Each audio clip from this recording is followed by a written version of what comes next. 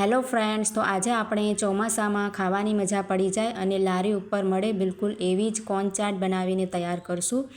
આ રીતે તમે એકવાર કોર્ન ચાટ જરૂરથી બનાવજો। ખૂબ જ સરસ બને છે, એકદમ ટેસ્ટી ચટાકેદાર બનીને તૈયાર થાય છે। બાળકોને તો ખૂબ જ ભાવે છે।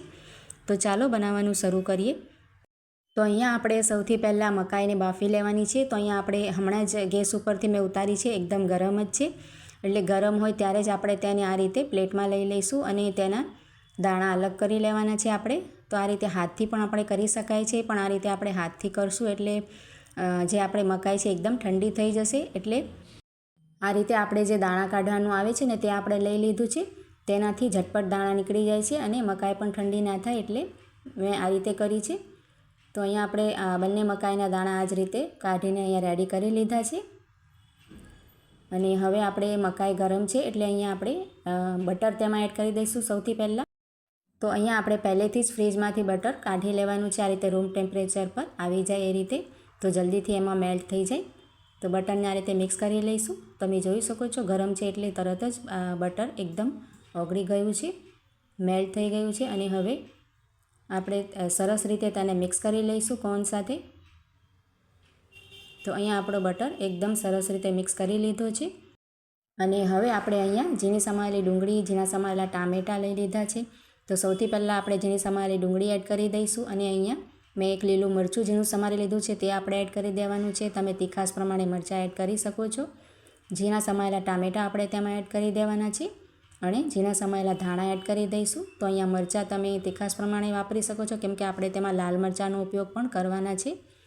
અને મીઠું એડ કરી દઈશું, અડધી ચમચી એટલું। મીઠું પણ આપણે હમણાં ઓછું એડ કરીશું, કેમ કે આપણે તેમાં ચાટ મસાલો અને જે આપણે સંચર આવે છે તે પણ એડ કરવાનો છે। તો મીઠાને આપણે આ રીતે સરસ રીતે મિક્સ કરી લીધો છે અને હવે આપણે 5 ચમચી એટલો એમાં સંચર એડ કરી દઈશું। તેનાથી ખૂબ જ સરસ ટેસ્ટ આવે છે, એટલે જરૂરથી એડ કરજો। અને સંચરને પણ આપણે સારી રીતે મિક્સ કરી લઈશું। તો અહીંયા આપણે સંચરને પણ સરસ રીતે મિક્સ કરી લીધો છે। હવે આપણે તેમાં અડધો ચમચી એટલું લાલ મરચું પાવડર એડ કરી દઈશું, 5 ચમચી એટલો મરી પાવડર એડ કરશું, અડધી ચમચી અહીંયા મેં શેકેલા જીરાનો પાવડર એડ કર્યો છે અને અડધી ચમચી અહીંયા મેં મેજિક મસાલો જે આવે છે તે એડ કર્યો છે। તેનાથી ખૂબ જ સરસ આ ચાટનો ટેસ્ટ આવે છે। તો હવે આપણે બધા મસાલાને સારી રીતે ભેળમાં મિક્સ કરી લઈશું અહીંયા। તો આ રીતે એકવાર ભેળ ચોક્કસથી બનાવજો, ખૂબ જ સરસ બનીને તૈયાર થાય છે, એકદમ ટેસ્ટી બને છે અને એકદમ જે લારી પર મળે ને એ આ જ રીતે મસાલા એડ કરે છે બધાય।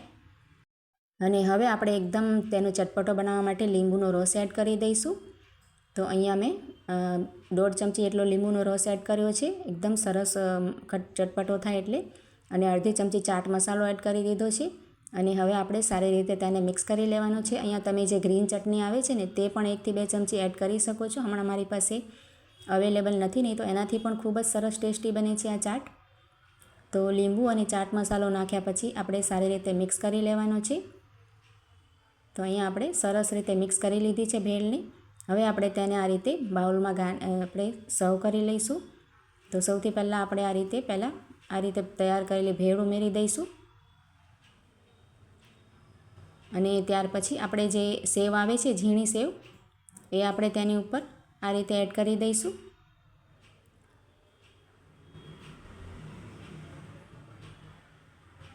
અને ત્યાર પછી અહીંયા મેં એક ચીઝ ક્યુબ લઈ લીધો છે। તો હવે આપણે ચીઝને આ રીતે ગ્રેટ કરી લઈશું। તો આપણે જે મકાઈ છે એ ગરમ છે એટલે આપણે સરસ રીતે ચીઝ આપણે મેલ્ટ થઈ જશે, આ રીતે આપણે એડ કરી દેવાની છે ગ્રેટ કરીને। તો આ ચાટ તમે એકવાર ચોક્કસથી ટ્રાય કરજો, ખૂબ જ સરસ બને છે। અને રેસિપી સારી લાગે તો લાઇક, શેર, કમેન્ટ કરજો અને મારી ચેનલ પર નવા હો તો ચેનલને સબસ્ક્રાઈબ કરી આપજો। તો આ રીતે આપણે ચીઝ એડ કરી દીધી છે, ઉપરથી જેના સમાયેલા ધાણા એડ કરી દઈશું અને થોડા દાડમના દાણા પણ એડ કરી દઈશું।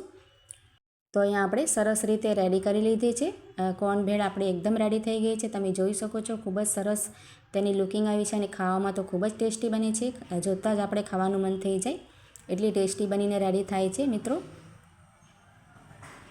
તો તમે એકવાર રેસિપીને ચોક્કસથી ટ્રાય કરજો અને કમેન્ટ જરૂરથી કરજો। આ રીતે આપણે સાંજે બાળકોને ઘરમાં જ સરસ લારી જેવી ચાટ બનાવીને તૈયાર કરીને આપી શકાય છે। તો ચાલો મળીએ નવા વિડીયોમાં।